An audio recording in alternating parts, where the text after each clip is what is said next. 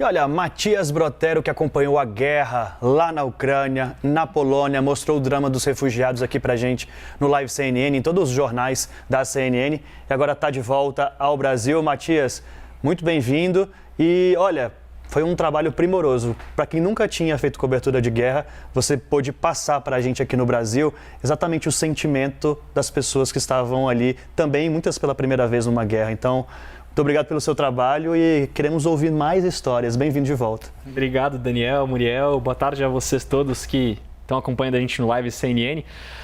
De fato, Daniel, primeira experiência para mim também e a cobertura de guerra é algo que a gente faz muito do momento, né? Quer dizer, as coisas vão acontecendo, a gente vai lidando com mudanças no dia a dia constantemente, né? Inclusive, falando de sirenes, por exemplo, a sirene toca, a gente está no meio de uma pauta, a gente tem que correr para algum abrigo. Eu estava falando até agora há pouco com uma pessoa que me acompanhou bastante, uma produtora que acompanhou a gente bastante aqui de lá, né, da Ucrânia comigo, e ela está em Lviv agora. Ela disse que a sirene acabou de tocar e que ela teve que buscar um abrigo. Disse que depois de ficar nesse bunker que ela está agora, ela vai para um abrigo de animais, que a gente até mostrou aqui no Live CNN, lembra? A gente mostrou aqui. E ela vai ser voluntária agora, vai ajudar levando animais para a Polônia. Ou seja, a gente vem acompanhando bastante, né, as rodadas de negociações, as mudanças que vem acontecendo também nas versões, nessa também guerra de narrativas. Mas fato é que o combate segue acontecendo lá e Lviv, uma cidade que até então era considerada segura, por exemplo, também está sob constante alerta. Era onde você estava. Onde eu estava, exatamente. E, quer dizer, as repercussões vão acontecendo, de lá as pessoas seguem tentando ajudar. São muitos refugiados que seguem chegando na Polônia. Eu acabei cobrindo mais a crise migratória também, né? Foram muitos dias em Lviv, mas também na Polônia, onde agora mais de 4 milhões de pessoas já chegaram, né? E, Matias, me marcou muito na sua cobertura. Primeiro, parabéns. A gente ficou aqui de queixo caído com a sua cobertura, foi ótima. E foi muito, muito, muito bom acompanhar a tua perspectiva do ponto de vista de alguém que realmente nunca tinha cobrido guerra, uma pessoa que é brasileira, que de repente cai de paraquedas lá.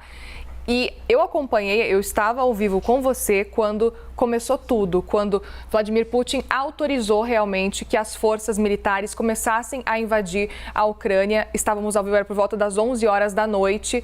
Quando aconteceu, quando o Vladimir Putin autorizou, e quase que imediatamente começaram as explosões. Matias estava em Kiev, que eu lembro muito bem, e a gente chamou para entrar ao vivo, você entrou falando, a gente não sabe muito bem o que está acontecendo, estamos acompanhando aqui, e de repente você começou a ouvir explosões ao vivo, e você começou, acabei de ouvir uma explosão.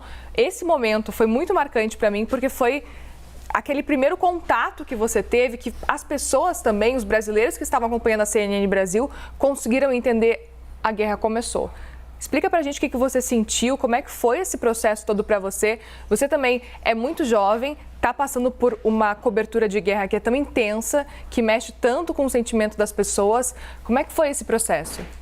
Muriel, foi bastante inesperado para aquele dia, né? A gente sabia que a guerra poderia chegar a qualquer momento na Ucrânia, quer dizer, passar pela fronteira, pela região mais leste do Donbás ali, que é um conflito que já existe ali desde 2014, quando a Crimeia foi tomada pela Rússia. A gente já sabia que isso poderia acontecer, mas ninguém imaginava que poderia chegar a Kiev tão cedo. E aí, mais ou menos 5 ou 6 horas antes dos bombardeios começarem, a gente começou a ter notícias por meio de Telegram, que é um aplicativo que é muito utilizado por lá, ou mesmo por WhatsApp também, pessoas ligando, conversando lá na Ucrânia mesmo, sobre como o clima estava, a temperatura estava um pouco mais quente ali em Kiev. Eu, particularmente, dormi 1 hora, se muito, ali, porque eu estava também tentando apurar o que estava acontecendo. Falei, bom, acho que vou tentar dormir, ver o que acontece. Depois de 1 hora, eu fui acordado por colegas também. E a gente teve relatos, né? São relatos de estrondos, de possíveis bombas, explosões. E, claro, a gente já entrou ao vivo direto, de dentro do quarto onde eu estava, da varanda, né? Que dá para a rua, lá das ruas de Kiev.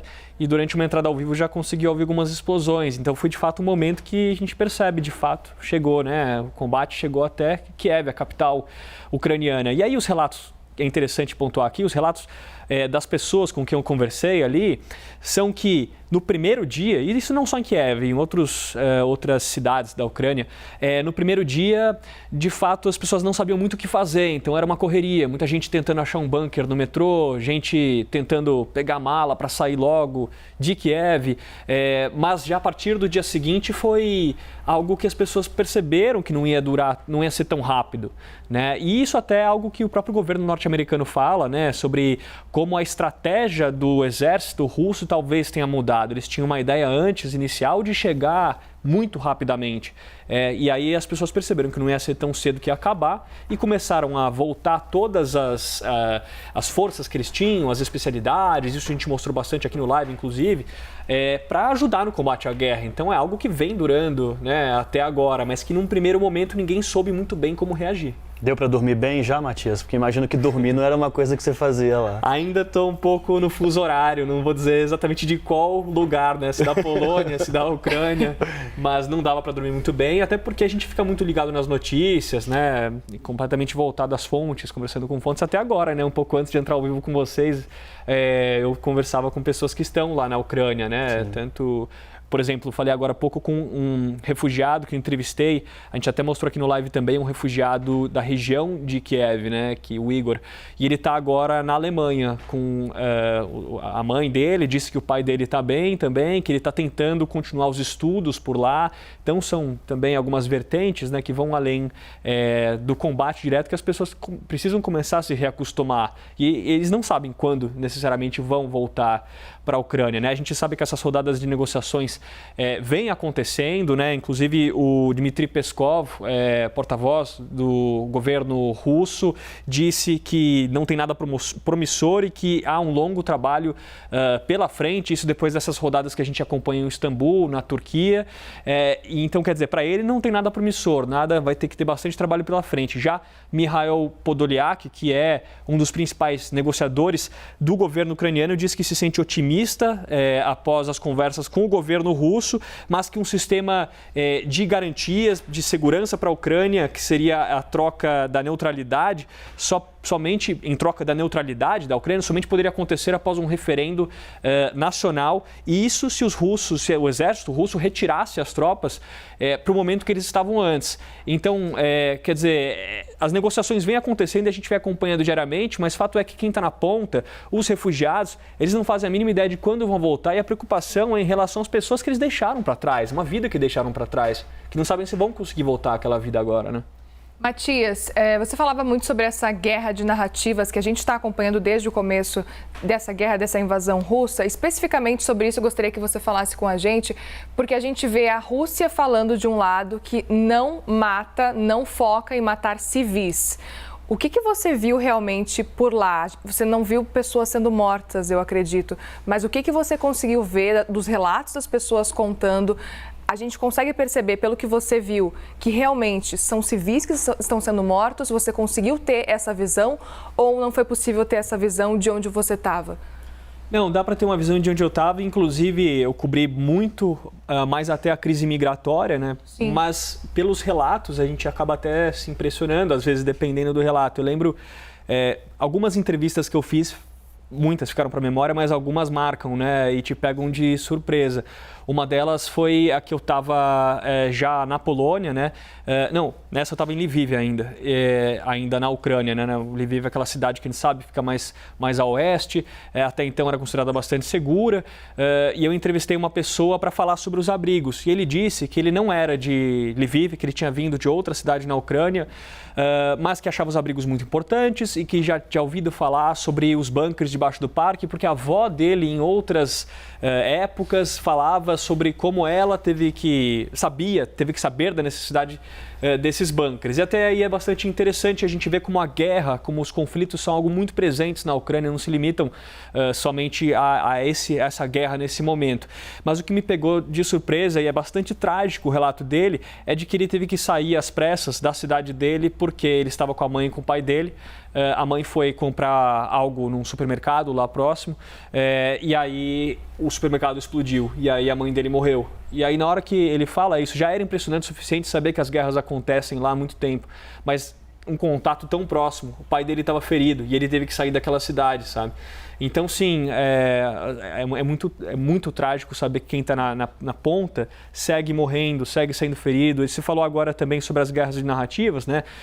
Também é interessante que o governo russo fala sobre que não está mirando civis, mas em Kiev, por exemplo, a gente já viu mais de uma vez na região de Kiev que partes de mísseis também caem em prédios residenciais e muitas pessoas morrem nesses prédios residenciais. Então, pode ser até que eles não estejam mirando diretamente, mas são muitos prédios residenciais na região de Kiev, na região de Chernihiv, né? Hoje mesmo a gente teve a informação, de acordo com o prefeito da região de Chernihiv, né? Ao menos 25 pessoas ficaram feridas, pessoas estão naquela região sem água, sem luz. Ele diz que mesmo com a Rússia dizendo que recuaria, né, a partir desse avanço nas negociações, não é o que está acontecendo em Chernihiv, que fica mais ao norte da Ucrânia.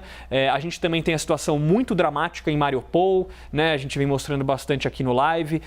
Inclusive, a gente mostrou bastante sobre o teatro, né? O teatro que tinha ali em letras garrafais as palavras crianças. Até agora a gente não sabe exatamente qual foi o balanço desse local onde milhares de pessoas possivelmente estavam. Então, quer dizer, as rodadas de negociações vão avançando, mas ao mesmo tempo os relatos que a gente tem é de que muitas cidades seguem sob ataque, né? Minuto a minuto que a gente vem recebendo essas informações. O governador de Donetsk, da região de Donetsk, disse hoje, por exemplo, que as forças russas estão bombardeando quase todas as cidades que estão na linha que separa o território controlado pelo governo ucraniano daquele mantido pelos separatistas, né? Que foi, inclusive, onde essa segunda etapa dessa guerra, que dura aí desde 2014, quando a Rússia tomou a Crimeia, começou.